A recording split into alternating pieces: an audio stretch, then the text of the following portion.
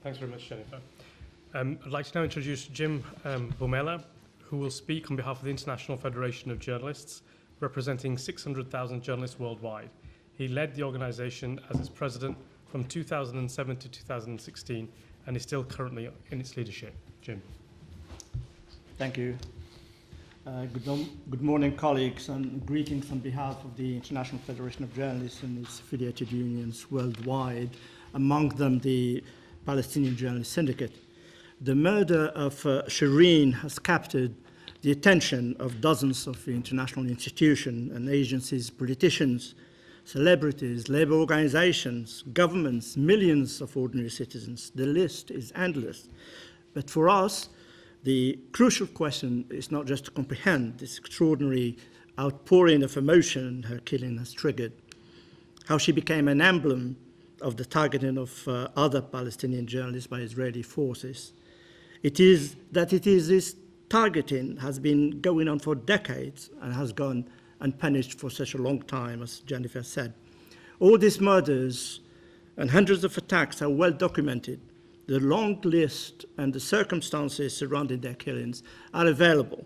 And in every case, the soldier or the police officer or the border guard who pulled the trigger, the commanders who gave the orders, the politicians who make the excuses, they all get scot-free. And in a case closer to our Union of Journalists here in the UK, the victim was a British citizen, James Miller, who was shot and killed while filming a documentary in Gaza in May 2003.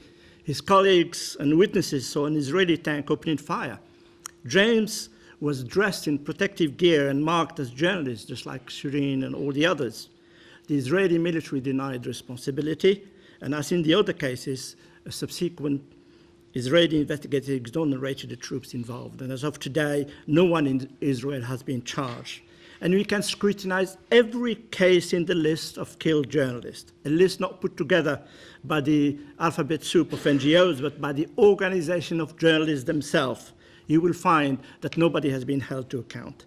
And this means that it's almost virtually risk-free for an Israeli soldier to kill a journalist in Palestine. Murder seems to become the easiest and the most effective way of silencing troublesome journalists. And let's not forget that these murders also have an enormous impact beyond the incident themselves. They send a signal to countless others that they could well be next. These generate a fear that is hard to measure. And you can imagine the amount of courage and dedication, the reporting the truth that journalists, photographers, and camera crew every day to stand in front of the Israeli guns to do their job as journalists. The IFJ has been engaged in supporting Palestinian journalists from the first day they joined us 40 years ago. And we have a massive knowledge of what has been happening to them almost on a daily basis. We organized dozens of missions and visits to the region, issued scores of reports and recommendations, and released hundreds of statements protesting the treatment and the killing of journalists. And not a day passes by without a Palestinian journalist facing the prospect of being hit intentionally by a rubber bullet or being at the receiving end of a soldier rifle butt, or in the worst scenario, being shot at. And you have also seen the number of journalists attacked by Israeli settlers increase. And while so many organizations and individuals only discovered after the shooting of Shireen what's been happening to Palestinian journalists, we know in great detail the ordeal they face almost on a daily basis, thanks to the monumental effort by the union, the PGS, to tell the world their stories. The professional reports that they produce each quarter document every journalist who is hit by a rubber bullet or a stun grenade, and every arrest and humiliation is recorded. And this report makes staggering reading. In 2021, they listed more than 877 violations of media and journalists' rights. And during difficult times of the attack on the Aqsa Mosque in May 21, the union documented 179 journalists injured in a matter of days. And for every single case, we have made repeated calls for concerted international efforts to protect Palestinian journalists and put to an end the impunity. And this is why our joint effort to submit complaints to the ICC is such a historical turning point.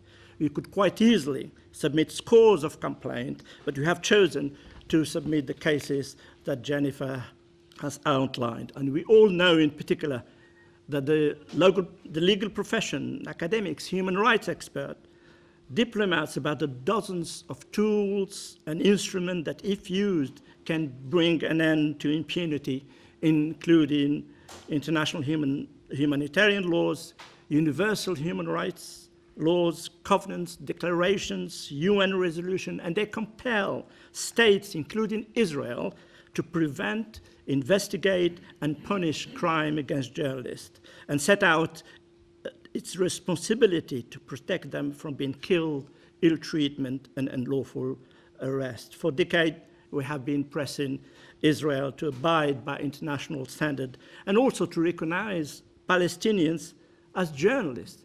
Israel may be the only country in the world that refuses to recognize our IFJ press card, which is a clear demonstration that they are not prepared, despite our continuous campaigning, to recognize Palestinian journalists as journalists, to recognize their dignity and to recognize their right to be there to report. By putting themselves at arm's length every day, these brave journalists speak truth to power just like any other journalist in the world, like journalists in this room.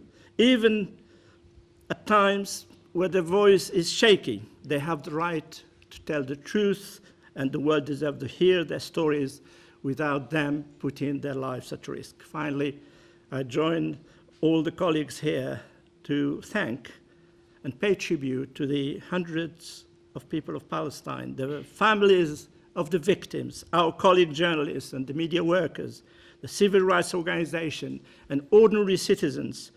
And we all, with one voice, appeal to the ICC to do the job that they're created to do and open an investigation forthwith. We've waited for far too long, and it's time to bring the perpetrators to justice. Thank you very much. Thank you very much, Jim. So I'd like to now introduce Nasser Abu Bakr, who is currently the president of the Palestinian Journalists Syndicate, a trade union which represents 2,500 working journalists throughout Palestine. Unfortunately, Nasser can't be with us at the moment, and so what he's done instead is sent a video, which we'll play for you now.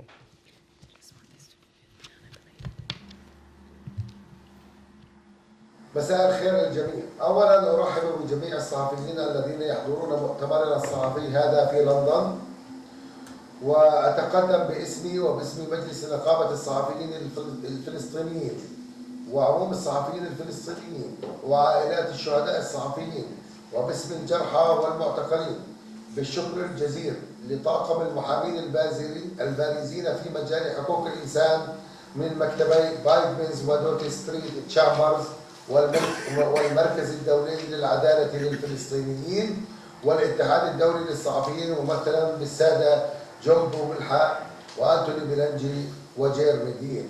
وكما أتقدم بالشكر الجزيل لاتحاد الصحفيين البريطاني والإيرلندي ممثلا بالسيدة ميشيل سنتريست على الجهود التي بذلوها من أجل أن نوصل إلى هذه اللحظات. إن نقابة الصحفيين لطالما وعدت على مدار السنوات السابقة بأنها ستتقدم بشكاوى ضد جرائم الحرب بحق الصحفيين الفلسطينيين لمحكمة الجنايات الدولية، والتي نرى أن كل هذه الجرائم ضد صحفيين هي حالات إعدام وجرائم حرب ترتكب من قبل جيش الاحتلال الإسرائيلي، وآخرها جريمة اغتيال وإعدام زميلتنا شيرين أبو عاقلة التي قتلها جنود الاحتلال في مدينة جنين.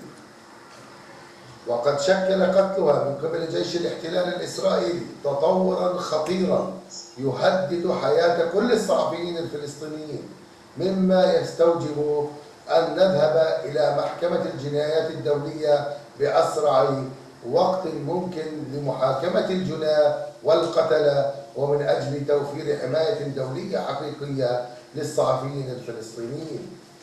والآن وبعد إعدام زميلتنا شيرين، فإن نقابة الصحفيين قررت بالتعاون مع الاتحاد الدولي للصحفيين تقديم شكوى أخرى بقضية إعدام شيرين أبو عاقلة لمحكمة الجنايات الدولية.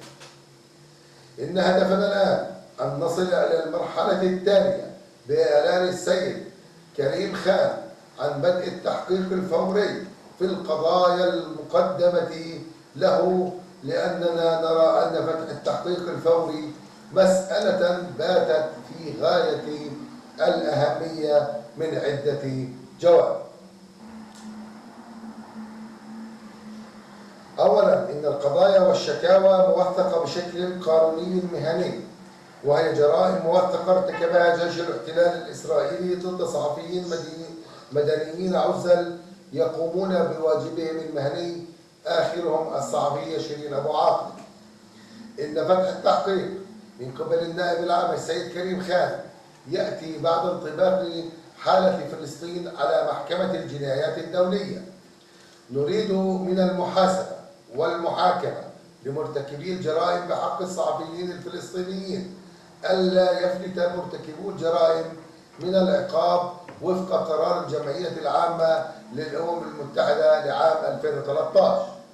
رابعا، نريد أن تشكل المحاكمة لمرتكبي الجرائم ضد الصحفيين مدخلا لتوفير حماية دولية للصحفيين الفلسطينيين، سيما أنه ارتفع منذ عام 2000 وحتى يومنا هذا عدد الصحفيين الذين قتلوا إلى أكثر من 50 صحفيا. ومنذ عام 2013 وحتى الآن سجلت لجنة الحريات في نقابة الصحفيين أكثر من 7000 اعتداء وجريمة بحق الصحفيين الفلسطينيين، وعدد كبير من الصحفيين أصيب عدة مرات ومنهم أصيب عشرات المرات.